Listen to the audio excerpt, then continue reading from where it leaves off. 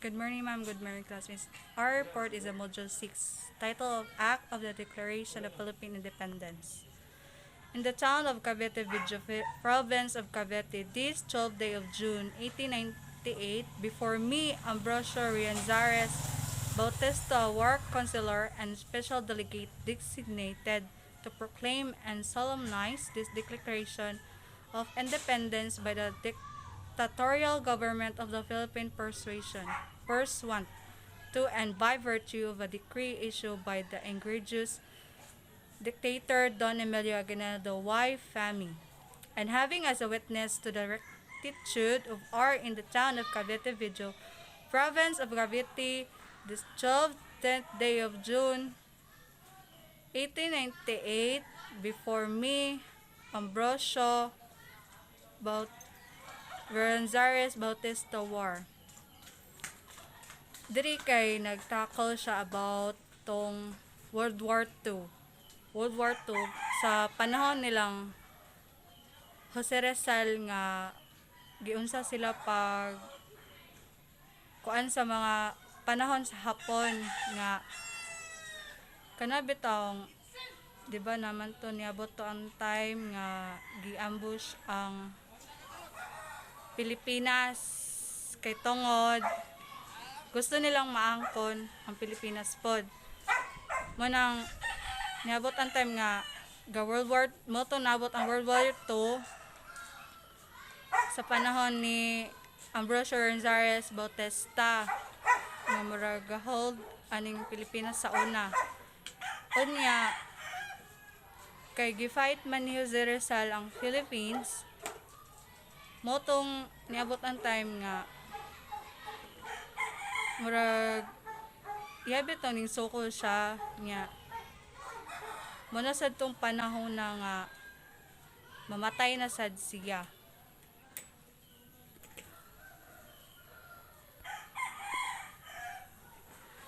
Tapos na siya gibilin nga verse which is he composed the person self prior to access to his execution, liberating and from the yoke of Spanish domination. Mato yung gihakuan nga verses na gipabilin diri sa Pilipinas. Good morning ma'am, good morning classmates. So, mao din akong report sumbay kang Miss Charity. That they are and have the right to be free and independent. So, akong balikon. Good morning ma'am, good morning classmates. So, mao din akong report sumpay kang Miss Charity. That they are and have the right to be free and independent. That they have ceased to have any allegiance to the crown of Spain, that all political ties between them are and should be completely served and annulled, and that like other free independent states, they enjoy the full power to make war and peace, conclude commercial treaties, enter into alliances, regulate commerce, and do all other acts and things which an independent state has a right to. Unimbued with firm confidence in divine providence, we hereby mutually bind ourselves to support this declaration with our lives, our fortunes, and with our most sacred positions with honor. We recognize, approve, and ratify with all the orders emanating with the same the dictatorship established by Don Emilio Aguinaldo, whom we revere as the supreme head of this nation, which today begins to have a life of its own in the conviction that he has been the instrument chosen by God, in spite of his humble origin, to effectuate the redemption of this unfortunate country, as foretold by Dr. Don Jose Rizal in his magnificent verses, which he composed in his prison cell prior to his execution, liberating it from the yoke of Spanish domination. So, but pasabot ko na nga kani daw kaning report nga karon gabase ni siya sa naik natay karapatan nga maging malaya o malaya. So kani usa po ni siya sa tumitigil sa pagkaroon ng anumang katapatan sa korona ng Espanya. So kani siya nga state kay gikuan ni siya nga mao mo pugong sa Espanya bitaw nga lahat ng pampulitikang ugnayan sa pagitan nila ay at dapat naganap na maputol. So dapat maputol gid ang ugnayan sa state. So mapawalang bisa at natulad ng ibang malayang nagsasariling estado. So og ila pong gikuan nga tanang kapangyarihan nga kuan sa digmaan at kapayapaan matapos ng komersyal ng kasunduan pumasok sa mga aliansa mag-regulate ng komersyo at gawin ang lahat ng iba pang mga aksyon at mga bagay na may karapatan din ang isang independent state. So ang kanay pong kuan nga dapat magtatag pod sila og tiwala sa banal sa ilang province sa pamamagitan ng tali sa mga kuan kakagalingon ug suportahan ang deklarasyon na ito sa aming mga buhay. So gikuan ni Rizal nga bisag sa iyang kinabuhi iya pong gikuan ng kuan nga suportahan ang deklarasyon bitaw. So nagpaila po ni nga inaapurbahan at pinagtibay kasamang lahat ng mga utos na nagmula sa parihong ang diktadura na natag ni Don Emilio Aguinaldo. So kauban na ang mga katong sugo bitaw ni kuan ni Dr. Emilio Aguinaldo nga dapat galang gid ang mga kataas-taasang pinuno sa tuwang bansa. So gasugod po ni siya og katong magkaroon ng sariling buhay sa paniniwala na siya ang naging instrumento na pinili ng Dios. So siya usa pod sa instrumento sa mga tao nga gipili sa kuan pod Ginoo nga sa kabila ng kanyang mapagkumbabang pinagbulan upang may katuparan ang pagtubos sa kapuspalad na kuan.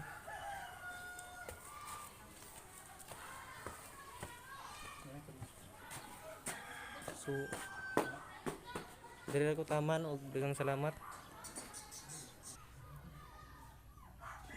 Moreover, we confer upon our famous dictator ang atong famous dictator si Emilio Aguinaldo all the powers necessary to enable him to discharge the duties of government.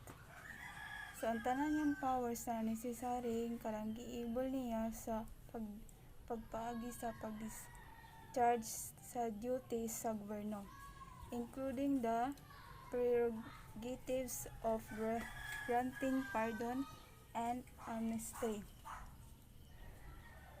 And lastly, it was resolved unanimously that this nation, already free and independent as of this day, must use the same flag which up to now is being used, whose begins and colors are found described in the attached drawing. Okay. Ang pag-unsa pag-design sa color o pag-describe gi-attach niya sa drawing, while triangle signifying the distinctive emblem of the famous Society of the Katipunan, which by means of its blood compact inspired the masses to rise in revolution. So nadire ang 3 stars signifying the 3 principal islands of this archipelago. Ang 3 ka stars kay ang Luzon, Visayas, Panay where this revolution movement started. Dayon ang the sun representing na siya sa gigantic steps made by sons of country along the path of progress and civilization. Ang 8 rays nag-signify siya og 8 province. Ang una is Manila, Cavite, Bulacan, Pampanga, Nueva Ecija, Bataan, Laguna, and Batangas. Mao na siya ang 8 rays na gitawag og 8 province, which declared themselves in a state of war as soon as the first revolt initiative. And the colors are blue, red, and white, commemorating of the flag of United States of North America as a manifestation of our profound gratitude towards the great nation for its disinterested protection, which is lends us and continues lending us. Hi ma'am, by the way, my name is Kim Jones Y. Pakulba. In witness thereof, I certify that the Acts of Declaration of Independence was signed by me and by all those here are assembled, including the only stranger who attended those proceedings, a citizen of USA, Mr. L.M.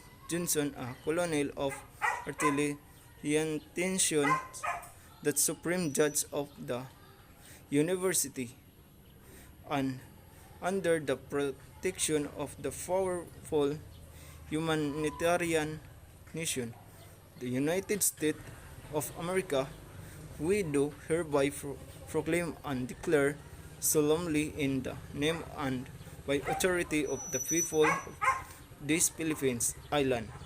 So, bilang isang saksi nito, pinatutunayan ko na ang Act of Declaration sa Independence na kani siya ay nilagdaan kung lahat ng naririto ay natipon kasama ang extrahero.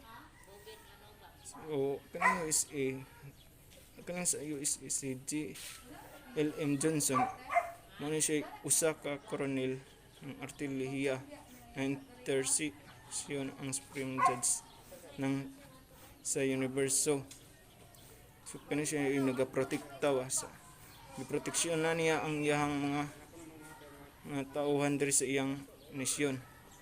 Ang Estados Unidos ng Amerika sa pamamagitan ay pinahayag namin ng sulom sa pangalan at sa pamamagitan ng autoridad ng mga tao sa Islam ito sa Pilipinas, and then that they are and have the right of to be free and independent, that they have case to have any alliance to the crown of Spain, that all political ties between them are should be completely served and annulled, and that like other free independent states, they enjoy the full power to make war and peace, conclude commercial treaties, enter into alliance, regulate commerce,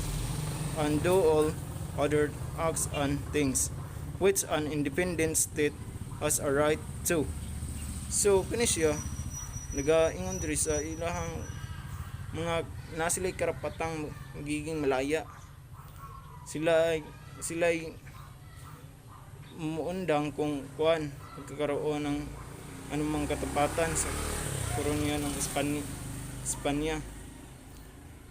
Bisag kuan sa Espanya ang corona. So ang kanitanan mga politikang naggiugnay diri sa pamamagitan nila ay dapat naganap na maputol para maundang na ang mga away-away sa kuan ba sa mga lugar. So kaning kuan ning Tinatamasan nila ang kapangyarihan. Gumawa ng digmaan, so nagkuhan sila ng gig-away sa mga kuan ba sa laing nasod, and then and imbue with firm confidence in divine province, we hereby mutually bind ourselves to support this declaration with our lives or fortunes, and with our most sacred possessions with honor.